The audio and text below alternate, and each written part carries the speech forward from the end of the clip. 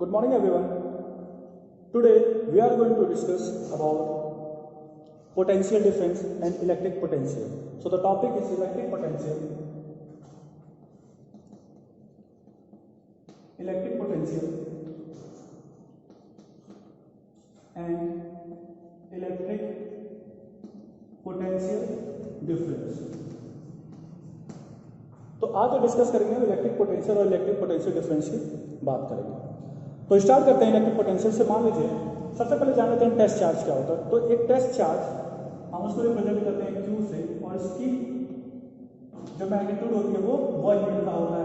हम इसको कहते हैं कभी कभी टेस्ट चार्ज, कभी यूनिट पॉजिटिव टेस्ट चार्ज बोलते हैं। ठीक है, इसकी कैरेक्टरिस्टिक ये है कि ये खुद का कोई अपना इलेक्ट्रिक फील्ड क्रिएट नहीं करता है। जैसे ये चार्ज है तो चार्ज के आसपास में इलेक्ट्रिक फील्ड आपके क्रिएट होंगे, तो इस चार्ज की वजह से कोई भी इलेक्ट्रिक फील्ड जनरेट नहीं होगा। ठीक है, ये सिर्फ इसलिए यूज करा जाता है ताकि हम दूसरे चार्जेस, जो हैवी अमाउंट के जो चार्जेस हैं, उनके जो इफेक्ट हैं उसको हम रीड कर सकें, उनको क्लियरली हम अंडरस्टैंड कर सकें कि क्या उनका प्रॉपर्टी है। तो इसका ये चार्ज तो है 1 यूनिट का है, लेकिन इसका अपना कोई फील्ड नहीं होगा।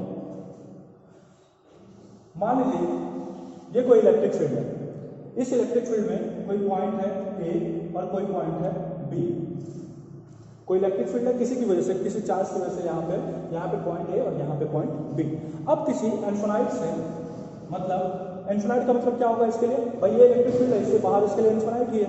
ठीक है, तो अगर Q अमाउंट के चार्ज को, यानी एक यूनिट पॉजिटिव टेस्ट चार्ज को मैं इस इलेक्ट्रिक फील्ड के इस पॉइंट में लाने की कोशिश करता हूँ। इन्फिनाइट से मतलब इन्फिनिटी से किसी एक टेस्ट चार्ज को मैं इस इलेक्ट्रिक फील्ड के किसी एक पॉइंट पे लाना चाहता हूं, और इसको लाने में मुझे जितना वर्क डन किया जाएगा इस पॉइंट का, उसको मैं क्या बोलूंगा, इलेक्ट्रिक पोटेंशियल। तो इलेक्ट्रिक पोटेंशियल को डिफाइन करते हैं, the work done in carrying a unit positive test charge और unit positive charge from infinity to a point in the electric field is known as electric potential of that point. किसी भी test charge को infinity से किसी electric field के एक point में लाने में जितना वर्क डन किया जाता है उसको हम बोलते हैं इलेक्ट्रिक पोटेंशियल, उस पॉइंट का जिस पॉइंट पे उसको लाया गया। ठीक है, इसी तरीके से अगर बी की मैं बात करूं तो बी पॉइंट पे भी कुछ आएगा। क्यू नॉट चार्ज को यहां पे लाने की कोशिश करूंगा तो इलेक्ट्रिक पोटेंशियल इसका यहां पे होगा वीबी। ठीक है, वी ए और वी बी। तो इलेक्ट्रिक पोटेंशियल होता है the work done in carrying a unit positive test charge from infinity to a point in electric field is known as electric potential of that point. ठीक है, work done मतलब जितना electric potential को define करूंगा, work done in carrying मतलब V A को work done जितना किया गया एक यूनिट पॉजिटिव, यानी जितना आप जितना अमाउंट का, मैं तो ये रख रहा था क्यों, ताकि हम इसकी कैरेक्टरिस्टिक को अच्छे से समझ सकें। आप 3 यूनिट 4 यूनिट जितना लाना चाहो, 3 कूलम 4 कूलम 10 कूलम, वो लेके आओगे वो नीचे होगा। तो ये इलेक्ट्रिक पोटेंशियल का फॉर्मूला होता है, V equal to W upon Q। Work done in carrying a unit positive test charge from a point in electric field, so the potential means VA will represent the potential of that point in the electric field. Clear? अब क्या होगा, electric potential difference क्या होगा देखिए। तो मान लो इस electric field के अंदर ही किसी एक पॉइंट से दूसरे पॉइंट पे लाने में मुझे जितना वर्क डन करना पड़ेगा, इसके और इसके बीच का वो इलेक्ट्रिक पोटेंशियल डिफरेंस होगा। मतलब अगर एक यूनिट पॉजिटिव चार्ज को मैं इसके यहाँ पे लेके आ रहा हूँ तो इसके इन्फ्लुएंस के अगेंस्ट लेके आ रहा हूँ ना मैं इस पॉजिटिव इस चार्ज को, इस टेस्ट चार्ज को मैं इसके इन्फ्लुएंस के अगेंस्ट लाने की कोशिश कर रहा हूँ। ठीक है, तो जो वर्क डन होगा वो क्या लिखा जाएगा, VA माइनस VB। तो इसको बोलते हैं दो पोटेंशियल के बीच का जो डिफरेंस होता है। भाई इलेक्ट्रिक फील्ड में एक पॉजिटिव एक चार्ज को मैं यहां से यहां लाने की कोशिश कर रहा हूं, उसमें जितना वर्क डन किया जाएगा उसी को मैं क्या बोलूंगा, electric potential difference between that point. और वो कहां है, इनसाइड द इलेक्ट्रिक फील्ड। मैं अब इन्फिनिटी से लेके नहीं आ रहा, तो उसको मैं लिख सकता हूं VA। अब जब भी लिखा जाएगा मैं उसका क्या करूंगा, मॉड लेके चलूंगा, मतलब मुझे यहाँ पे हमेशा एक पॉजिटिव वैल्यू चाहिए, ना कि नेगेटिव वैल्यू चाहिए। ठीक है, तो पोटेंशियल डिफरेंस जो होगा उसको कैसे लिखेंगे हम, VA मतलब इस पॉइंट का या VB उस पॉइंट का। ठीक है, तो ये इलेक्ट्रिक पोटेंशियल हो जाएगा। अगर यहाँ से यहाँ वर्क डन किया जा रहा है तो मैं लिखूंगा VAB is equal to work done in carrying a unit positive charge from B to A against the field of VA, मतलब इसके फील्ड के अगेंस्ट में मैं इसको लाने की कोशिश कर रहा हूँ, तो जो वर्क डन होगा वो क्या आ जाएगा। क्लियर है? तो ये होता है concept electric potential and electric potential difference का। ठीक है। जैसे अगर मैं बोलूं, मैं बात करता हूं कि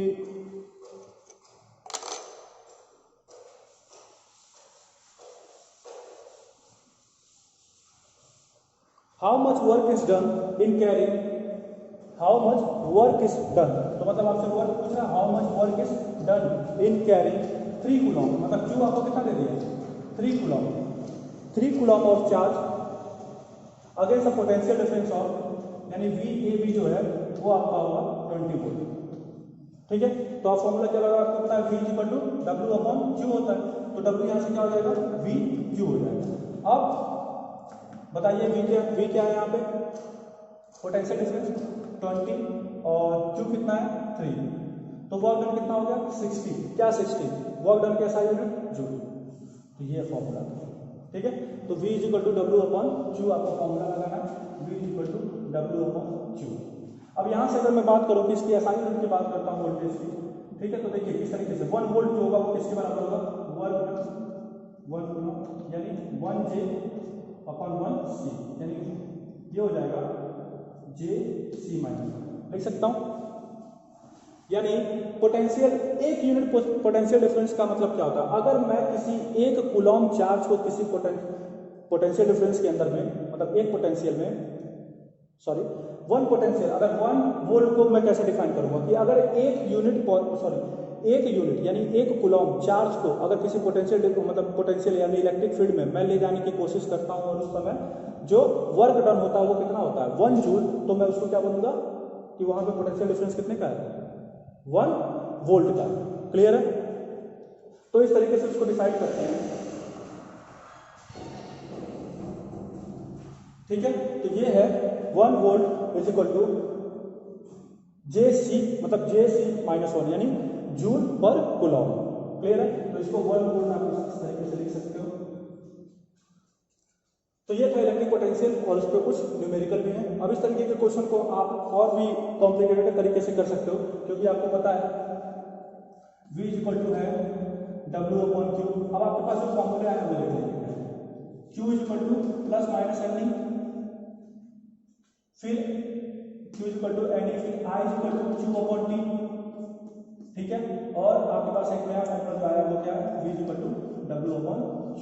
ये 3 फॉर्मूले आपके पास, ये 3 फॉर्मूले। ठीक है, इनको यूज करके हम न्यूमेरिकल भी सॉल्व कर सकते हैं कुछ अच्छे।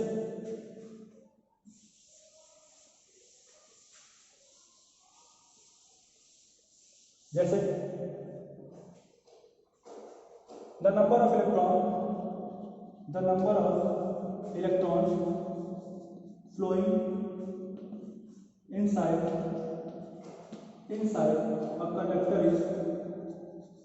a conductor is या आर, द नंबर है ना, तो इज 1250 इंटू 10 की पावर 16। ओके, कोई कंडक्टर है जिसमें इलेक्ट्रॉन आपका फ्लो कर रहा है इतना। ठीक है, now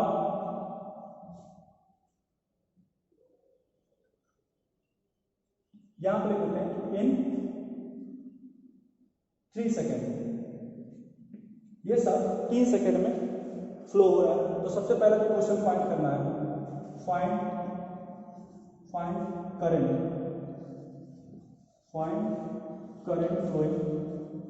flowing inside the conductor. तो सबसे पहले आप करंट फाइंड करिए कि उसमें करंट कितना है। ठीक है, तो यहां से आप करंट निकाल सकते हो। दूसरा चीज find the amount of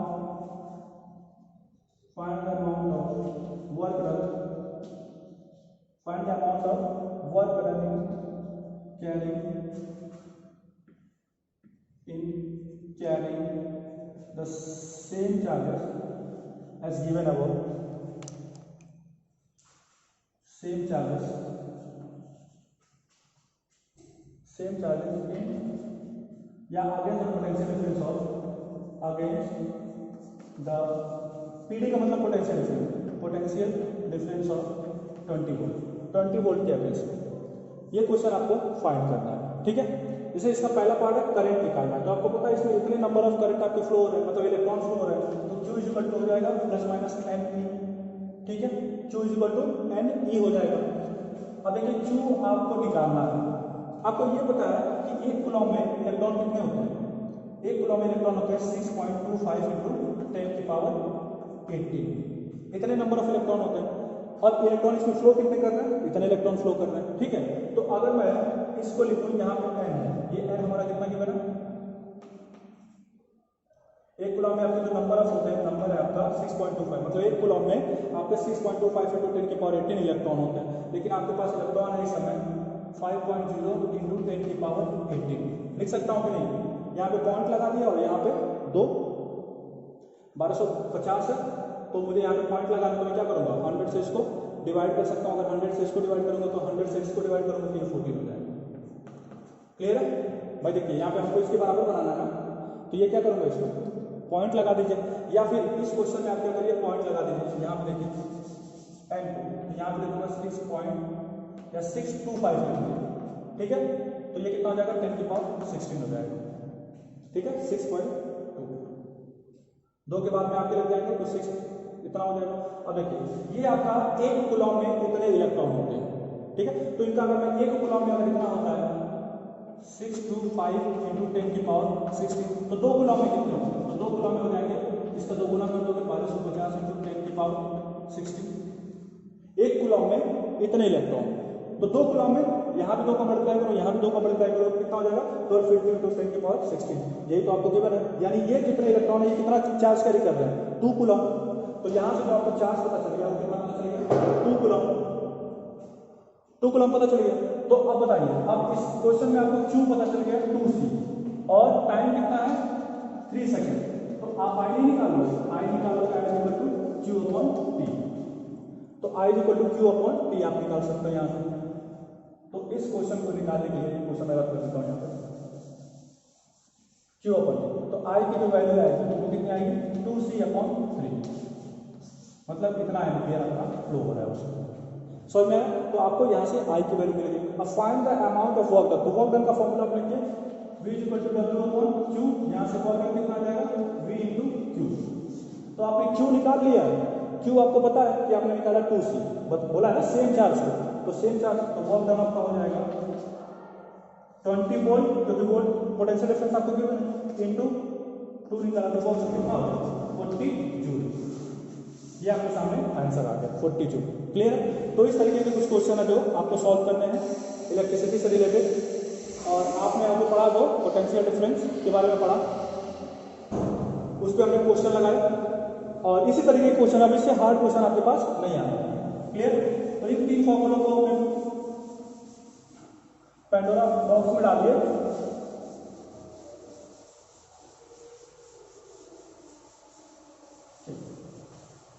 now next topic पढ़ेंगे, उसमें हम पढ़ेंगे ओम्स लॉ के बारे में। Okay, thank you.